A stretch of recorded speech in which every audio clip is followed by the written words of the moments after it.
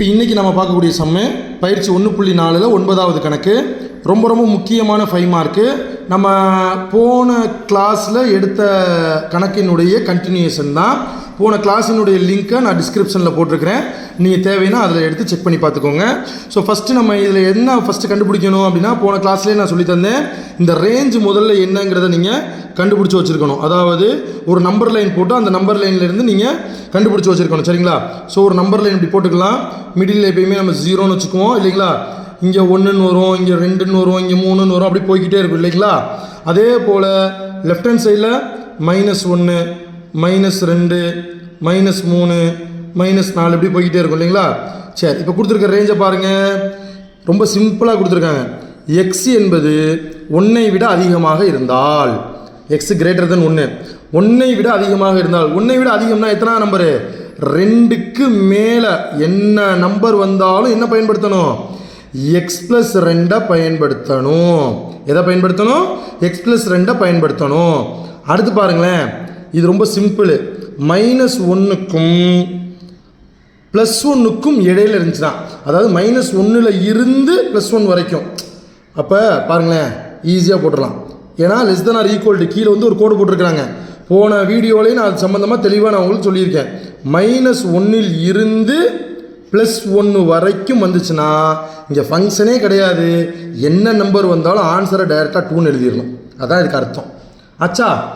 அடுத்து -3க்கு அடுத்த நம்பர், -3க்கு அடுத்த நம்பர் இல்லை இருந்து -2க்கு முன்னாடி நம்பர் வரைக்கும், -1க்கு முன்னாடி நம்பர் வரைக்கும் பாருங்களேன்.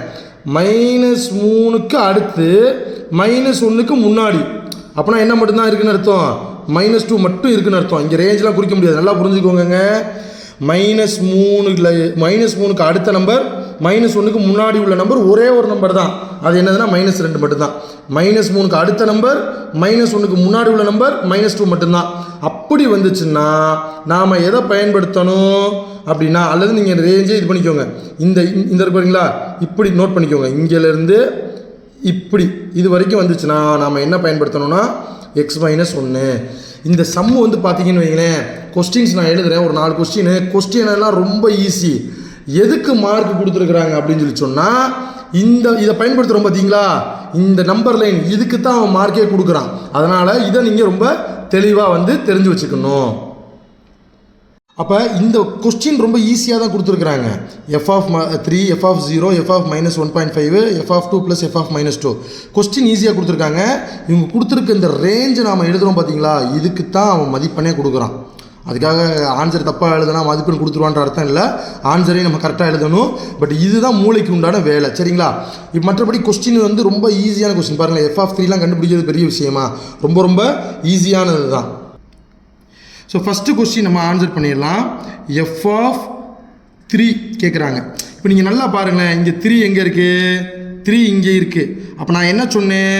2க்கு மேலே இருந்தால் அது எந்த நம்பர் வந்தாலும் எதை தான் பயன்படுத்தணும்? x+2 தான் பயன்படுத்தணும். ஸோ x+2, இந்த எக்ஸுக்கு பதிலாக நம்ம இப்போ என்ன போட போகிறோம்? 3 போட போகிறோம். 3 + 2, அப்போ எவ்வளோங்க வரும்?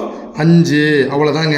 அப்போ f(3) = 5. முதல் கொஸ்டினுடைய ஆன்சரை கண்டுபிடிச்சாச்சு. அடுத்த கொஸ்டின் என்ன கேட்குறாங்க? f(0) கேட்குறாங்க, சரிங்களா?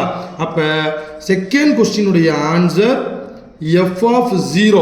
இப்போ இந்த f(0) எங்கே வருதுன்னு சொல்லி நாம் பார்க்கணும். அப்போ இங்கே பாருங்கள், திருப்பி இந்த நம்பர் லைனில் 0 எங்கெங்கே வருது? இங்கே வருது 0 வந்துச்சுன்னா ஏதாவது நம்ம அப்ளை பண்ணுற மாதிரி இருக்கா? இல்லை. ஆன்சரே டைரெக்டாக எழுதிட வேண்டியது தான். புரியுதுங்களா? 0ன்னு கொடுத்துருக்கேன். 0 வந்துச்சுன்னா இங்கே எக்ஸ்ன்னு இருந்தால் தான் நம்ம அப்ளை பண்ண முடியும். எக்ஸ்னே இல்லை, நம்ம அப்ளையே பண்ண முடியாது. அப்போ டைரெக்டாக நீங்கள் என்ன பண்ணிடலாம்? f(0) உடைய ஆன்சர் 2. அவ்வளோதாங்க, அப்படியே எடுத்து எழுதிடலாம். மூணாவது கொஸ்டின் என்ன கேட்குறாங்க அப்படின்னு சொல்லி சொன்னால், மூணாவது கொஸ்டின் வந்து f(-1.5) கேட்குறாங்க. அப்போ -1.5 அப்படின்னா இங்கே எங்கே இருக்குது? கவனமாக பார்க்கணும்.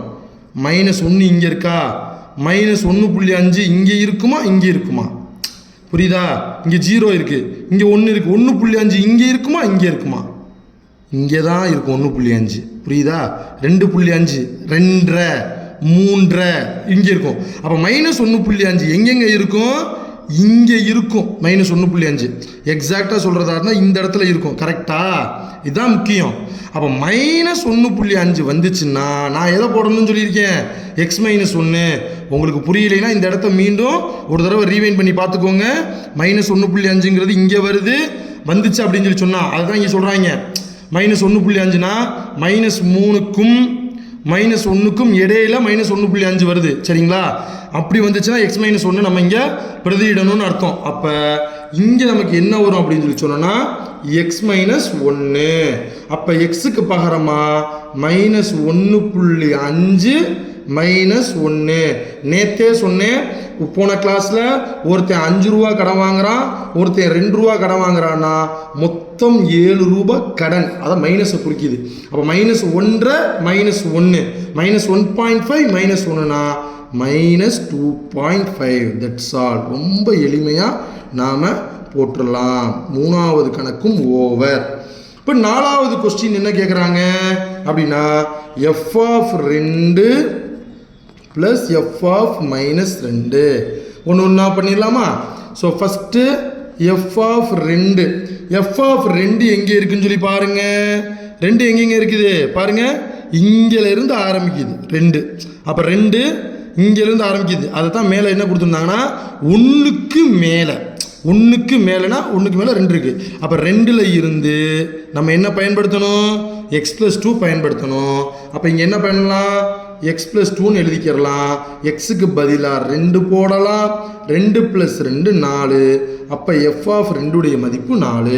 அடுத்து நம்ம என்ன கண்டுபிடிக்கணும்? f(-2) கண்டுபிடிக்கணும். இப்போ -2 இங்கே எங்கே வருது? -2 எங்கே வருது?